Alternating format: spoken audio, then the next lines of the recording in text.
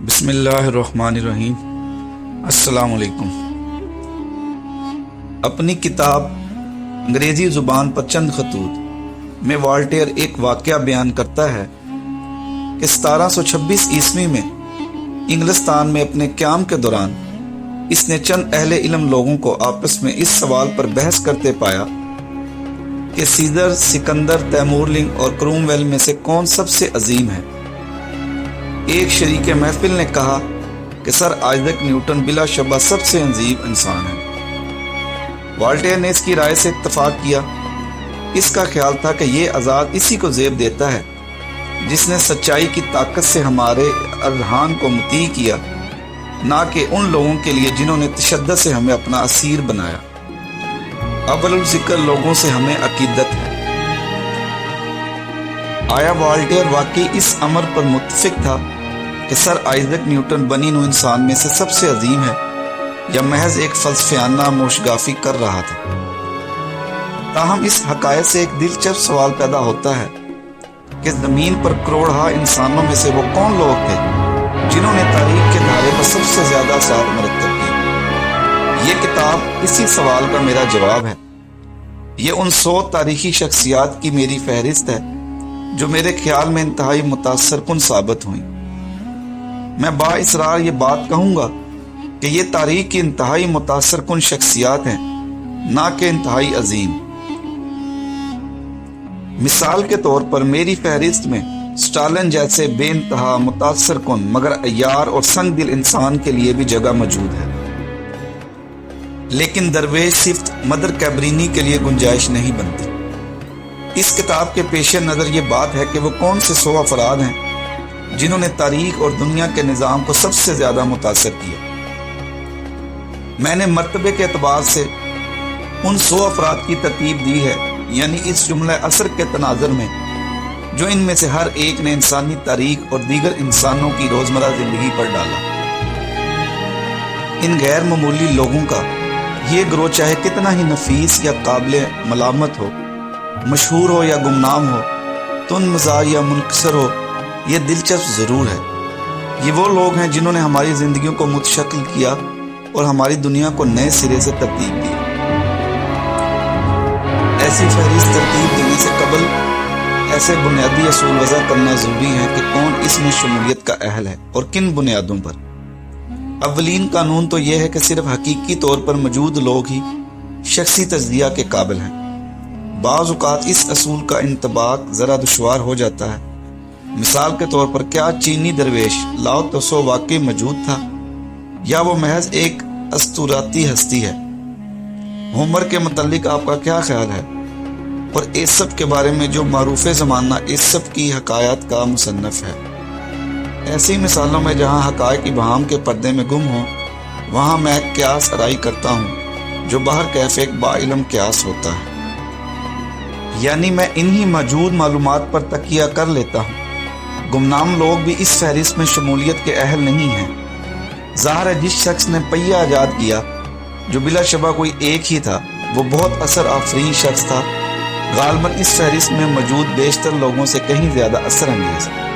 لیکن مذکورہ والا اصول کے تحت یہ شخص اور فن تحریر کا موجد اور نسل انسانی کے تمام گمنام خیر اندیش اس فہرست میں شامل نہیں کیے گئے۔ اس فہرست کو ترتیب دیتے ہوئے میں نے تاریخ میں سے صرف انتہائی مقبول اور باوقار شخصیات کو ہی منتخب نہیں کیا۔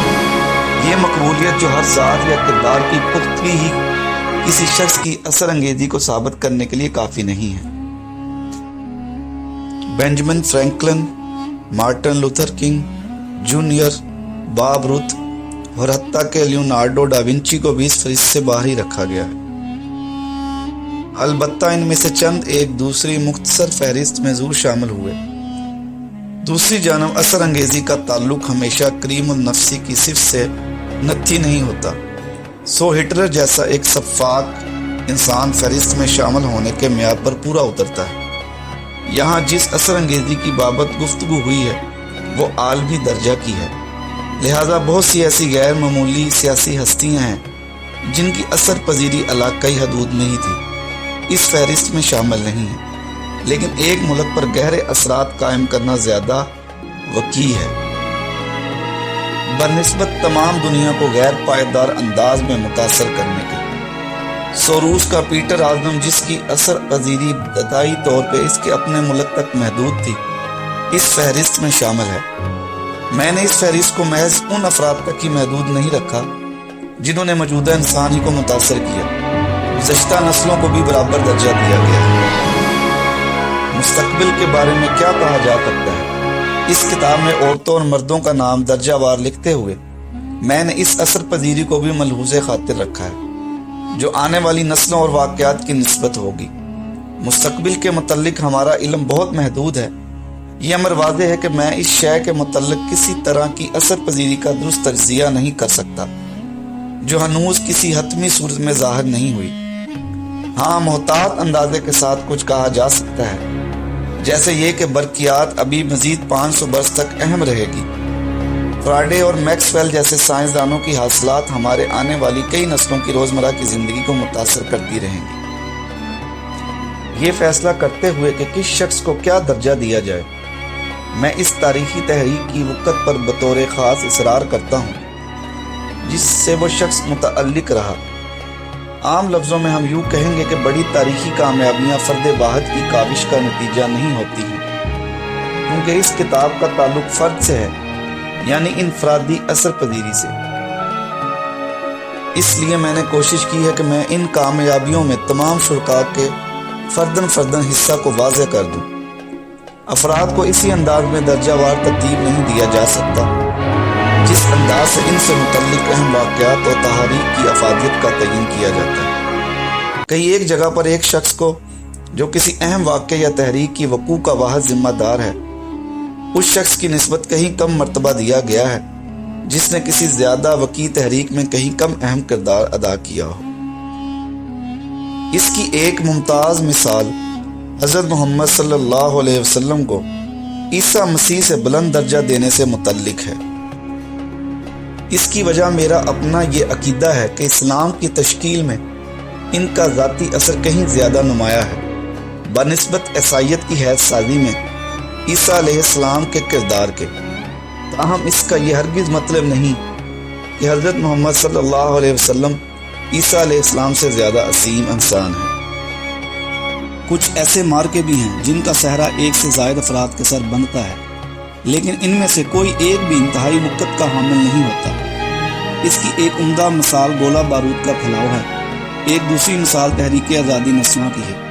ہندو مت کے ارتقاء اور عروج کی مثال بھی پیش نظر رکھی جا سکتی ہے، اگرچہ ان میں سے ہر واقعہ اپنی جگہ نہایت اہمیت کا حامل ہے، لیکن اگر اس میں شامل مختلف افراد کا علیحدہ کردار مد نظر رکھا جائے تو اس بنیاد پر کوئی ایک فرد بھی اس فہرست میں جگہ بنانے کا اہل ثابت نہیں ہوتا۔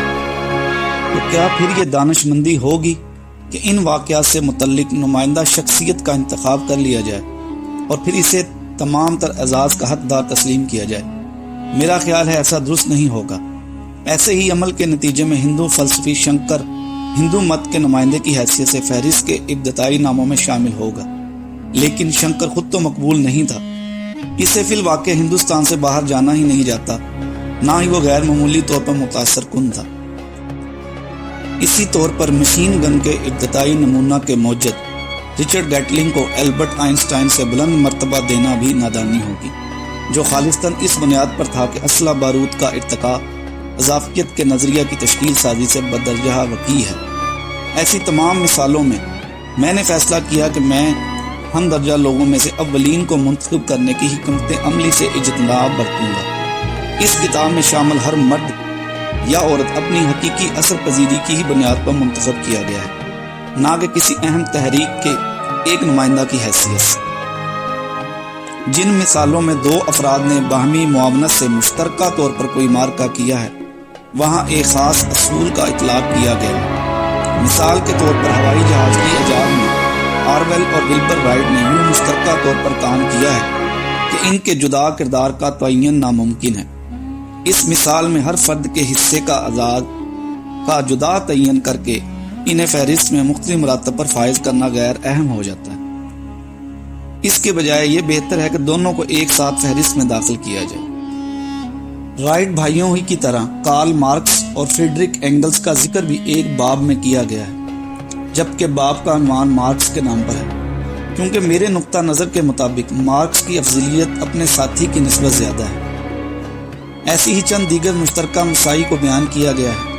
میں یہ بات واضح کرنا چاہوں گا کہ مشترکہ اندراج کے اس اصول کا اطلاق ان افراد پر نہیں ہوتا جنہوں نے فقط کسی مشترکہ شعبے میں کام کیا۔ ایک بات اور بھی ہے جسے کسی فرد کو اس فہرست میں شامل کرنے کا فیصلہ کرتے ہوئے پیش نظر رکھا گیا۔ ماضی کا تجزیہ کرتے ہوئے ہمیں معلوم ہوگا کہ اگر مارکونی ریڈیو ایجاد نہ کرتا تو آئندہ چند سالوں کے اندر کوئی دوسرا یہ کارنامہ انجام دے لیتا۔ اسی طور پر بات بھی درست معلوم ہوتی ہے کہ ہرنانڈو کورٹیز اگر منظر پر ظاہر نہ بھی ہوتا تب بھی اسپین میکسیکو پر قبضہ کر لیتا اور چارلس ڈارون کے بغیر بھی ارتقاء کا نظریہ وضع کر ہی لیا جاتا۔ بات بس اتنی سی تھی کہ یہ کامیابیاں مارکونی، کورٹیز اور ڈارون نے حاصل کی۔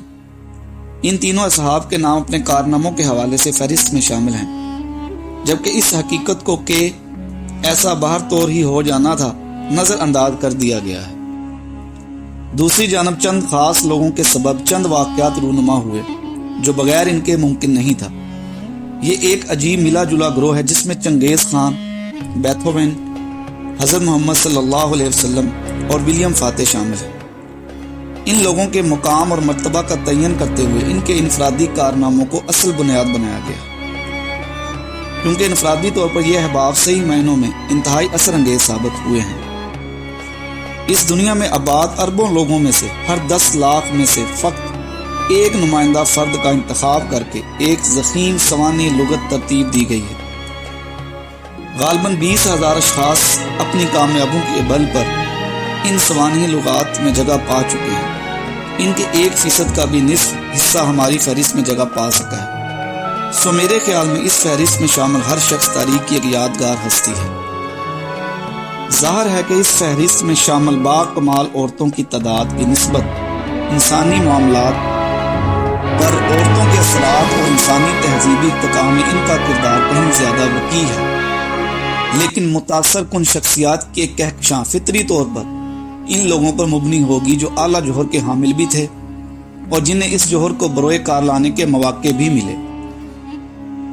تاریخ میں ہم دیکھتے ہیں کہ عورتوں کو عموماً ایسے مواقع سے محروم رکھا گیا ہے، جبکہ اس فہرست میں میرا فقط 2 خواتین کو شامل کرنا اسی قابل افسوس حقیقت کا ہی اظہار ہے۔ اس فہرست میں چند عورتوں کے اضافے سے ترجیحی سلوک کی اس ناقابل قبول حقیقت کو رد کرنے میں مجھے کوئی معنی دکھائی نہ دیے۔ یہ کتاب اس امر پر مبنی ہے کہ ماضی میں حقیقتاً کیا ہوا ہے، نہ کہ اس امر پر کہ اصل میں کیا ہونا چاہیے تھا۔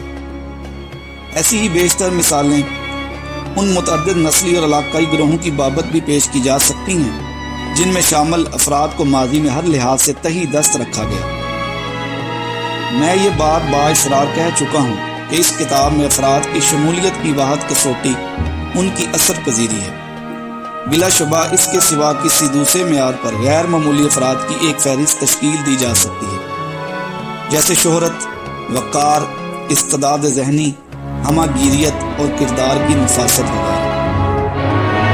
اس سے قارئین کرام کو بھی اپنے طور پر ایک فہرست بنانے کی ترغیب ہوگی، چاہے یہ انتہائی متاثر کن شخصیات کی فہرست ہو یا انتہائی غیر معمولی افراد کی، یا کسی بھی شعبے میں اعلیٰ درجہ پر فائز افراد کی۔